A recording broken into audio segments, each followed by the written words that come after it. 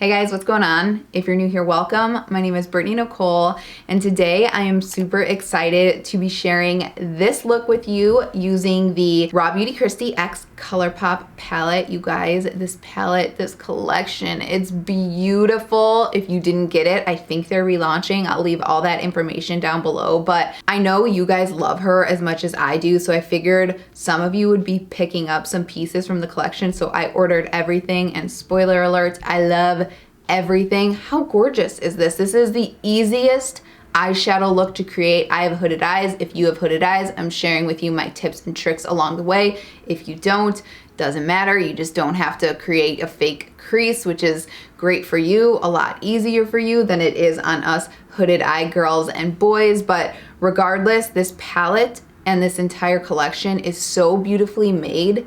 It makes application super easy. The formula is stunning. The pigmentation is stunning. Kristi has really nailed 2020, and 2020 is really hard to nail. You know what I mean? She has come out with 2 palettes. She's got a baby coming. They just renovated a house and moved in. She genuinely deserves all the success in the world for what she has done. I mean, serious golf clap to her.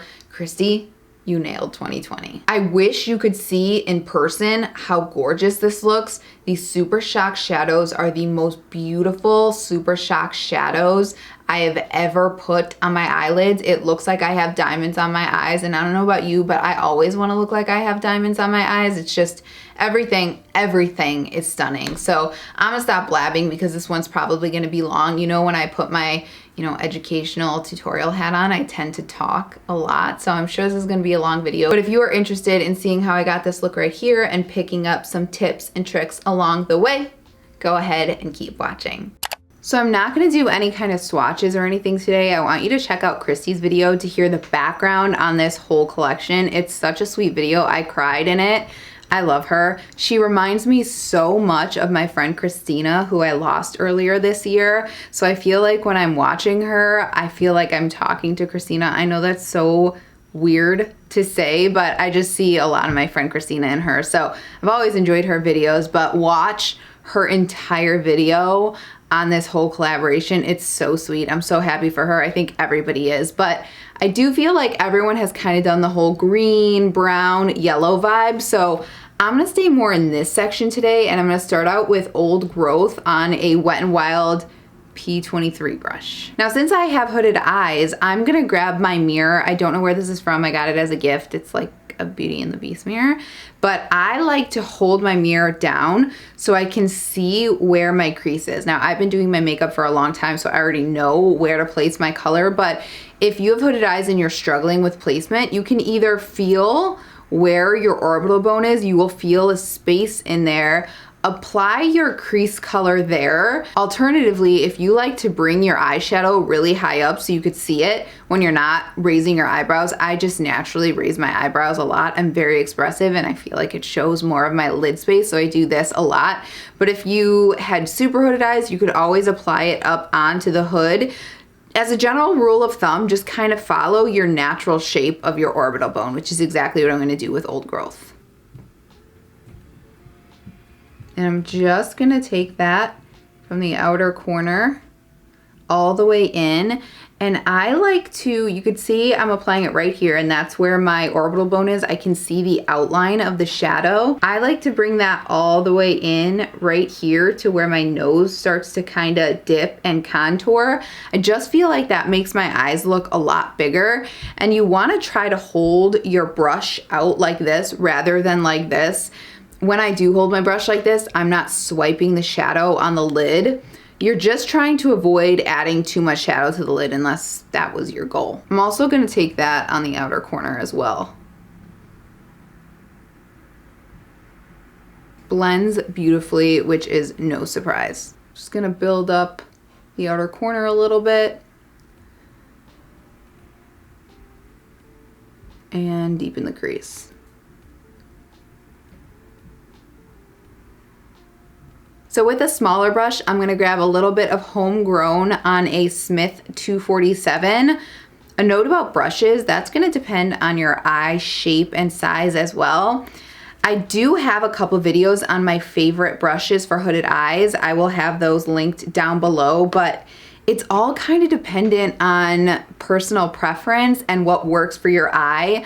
Some people will recommend gigantic brushes that would literally take up my entire eyelid space. So it's kind of a little bit of trial and error, but Smith makes some of my favorite brushes, and Wet n Wild makes my favorite, most affordable brushes. So I'm gonna take this and I'm just gonna work that on the outer fourth, third-ish. I barely dipped my brush in there, and this is so stinking pigmented. Also, you want to kind of imagine there's an imaginary line going from your lower lash line up and out like that. You can even put some tape on there, or eyelid tape. Elf sells that. So you don't extend the shadow beyond. Otherwise, it's going to drag your whole eye makeup look down, and it usually doesn't look as good. So you'll see I don't really extend past this point. I'm grabbing my Sigma E33 just to tap that same color into my crease area and blend. Man, that is a pretty brown. Almost has like a little bit of a purplish tone to it. Gorgeous. I'm just slowly diffusing that out and in. So once you have homegrown placed, I'm just gonna go back in with that Wet n Wild. I'm not taking any color. I just wanna blend the edges so it just kind of seamlessly fades into nothing. I'm gonna kind of pull everything in. I think I'm gonna take a little bit of Rainier right here. This is a Sigma Practic small blend brush, and I'm just gonna kind of use that to pull in a little more of that color. We will, is that a little too dark for what I'm looking for? No, that's actually okay. I just don't wanna bring it all the way in. I just want this to kind of marry between the homegrown shade and then the like nothingness we're blending it into, because I'm going to use a shadow topper there. Yeah, that's perfect. Ooh, that might be like my favorite shade in the palette, actually. That's gorgeous, really pigmented too. I'm grabbing a little more of homegrown on that Sigma E33, and I'm just going to kind of amp up that outer corner a little more. Someone tell me why I have the Oscar Mayer Wiener song in my head. All right, we'll touch that up a little bit more after we get the Super Shock shadows on. I'm gonna go in with Mycelium, which is this one. I had a hard time deciding between Mycelium and Olympic, but I think I like the warmer undertone of Mycelium, so I'm just gonna take that on my finger. I haven't touched a fresh Super Shock shadow in so long. They feel heavenly. So I'm just gonna take that and press that on the lid.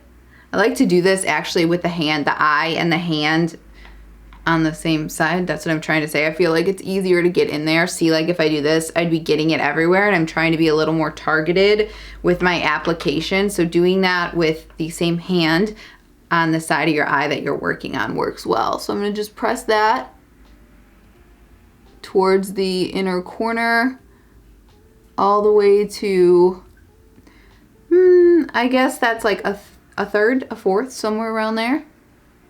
I'm so glad that she came out with Super Shock shadows in this collection. They are my favorite, and I just got rid of a bunch of them because I was getting rid of expired makeup. I want all of the Super Shock shadows that ColourPop sells. They're that good. And she made these so they're not super pigmented. They're not meant to be like an eyeshadow. They're meant to be a topper. So I love that the shadow that's under still kind of peeks through. So on that Smith 247 that has a little bit of homegrown, I'm grabbing just a touch of Rainier, and I'm gonna marry that right over the Super Shock shadow so there's not like a harsh line. I think I might get a little bit crazy. And right here where it starts to go into Homegrown and Rainier, I'm gonna add a little bit of Campfire because, I don't know, I just want to. I feel like it'll look cool. Oh, look at that color. That is heaven. Oh my gosh, so pretty. Like a penny, a Super Shock shadow that's like a fresh, beautiful new penny. I love it. It's just right here. And here I go again using the wrong hand, but you know, do as I say, not as I do. You guys know I'm usually not, because of my hooded eyes, someone who goes in with a bunch of shadows, and we haven't used that much, but this collection is just really inspiring. She nails it. She nails it every time. Grabbing a little more of Old Growth on this Sigma Practic large blend, and I'm just gonna add a little more into my crease. Careful, you don't want to like knock off all the Super Shock shadow that you just put, so I try to do this above the Super Shock shadow, and then if I need to, I'll take a little more of the Super Shock and throw that on. All right, I'm gonna stop myself from continuing to play, but what I'm gonna do is I'm gonna pop off here and do the rest of my base makeup. I didn't get any powder fallout whatsoever under my eyes. There's usually a little fallout with the Super Shock shadows. These seemed way more grippy than my other Super Shock shadows, which is awesome, especially having hooded eyes. So I'm gonna do all that. I'm gonna throw on a pair of lashes and I'll come back here and we'll finish up the lower lash line. We'll use the eyeliners and then we'll do the lips and we will be done. I will leave all the rest of my makeup details down below. I actually really like how the rest of my makeup turned out. I feel so glowy and dewy and beautiful. Speaking of beautiful, this Super Shock shadow, oh my goodness. In non-studio lighting, I'm obviously in studio lighting, the glitter and the reflect on this is so beautiful. I've never seen a prettier glittery shadow. It is so stunning. It's like diamonds on your eyes. It's so pretty, you need it. But anyway, for the rest of my eyes, I'm just gonna go in on the under eye and repeat the process. So I'm gonna start with Old Growth, then I'm gonna go in with a little of Rainier and a little bit of Homegrown, and I'm just gonna kind of smudge that under the eye real quick. I mean, not real quick, like I'm gonna obviously take my time, and I've been liking holding my mirror out and just looking forward. This is Homegrown, to go in and do my under eyes lately. I just like to be able to see exactly where I'm placing the shadow. I used to hold my mirror up, but I've been liking this a lot more lately.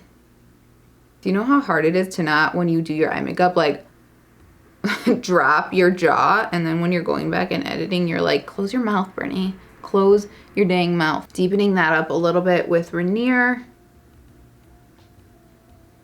And then finally, I'm gonna go in with a little bit of Homegrown just on the outer third. This is a Sigma E21, by the way. I'm actually pulling that in a little bit further. So it's basically stopping where the iris starts. I'm gonna grab a little bit of Olympic, the Super Shock shadow, and I'm just gonna pop that on the inner corner and kind of pull it down here. I did go in with my highlight on the inner corner as well. I'll list that down below. That's from the Becca Chloe palette.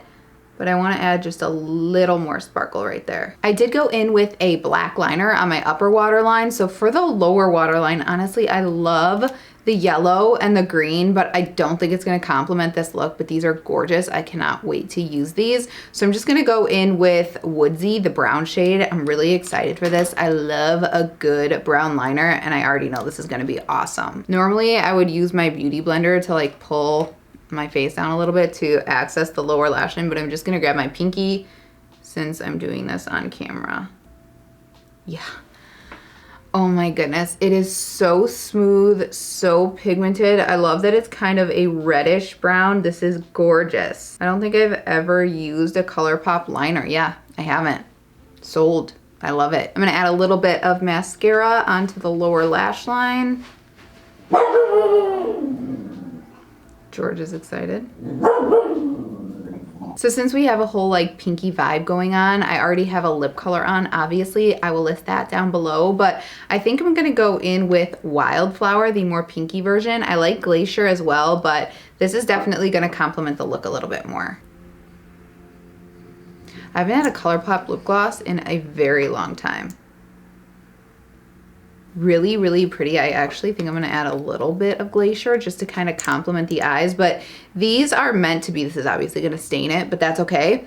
They're meant to be a little bit more on the sheer side, which I really like. I don't love when a lip gloss kind of takes away from the lip color you had under, so I appreciate this. It is a thicker formula, but still feels really comfortable. All right, you guys, so that is it for this one. I hope you found this video helpful. I'm obsessed with this look. How gorgeous is this? This is super wearable, super easy. If I can achieve it on my hooded eyes, you absolutely can.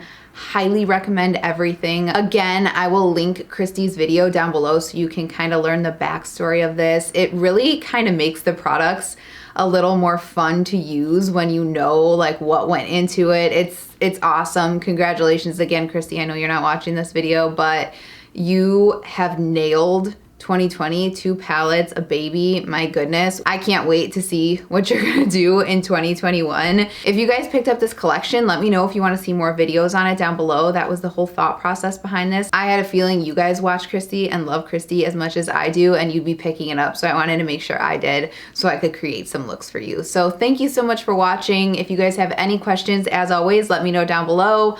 Otherwise, if you're interested in seeing any more videos from me, please subscribe. It means the absolute world to me. Give this video a big thumbs up if you enjoyed it. It helps my channel a lot, and I hope to see you in the next one. Thanks again for watching. Bye-bye.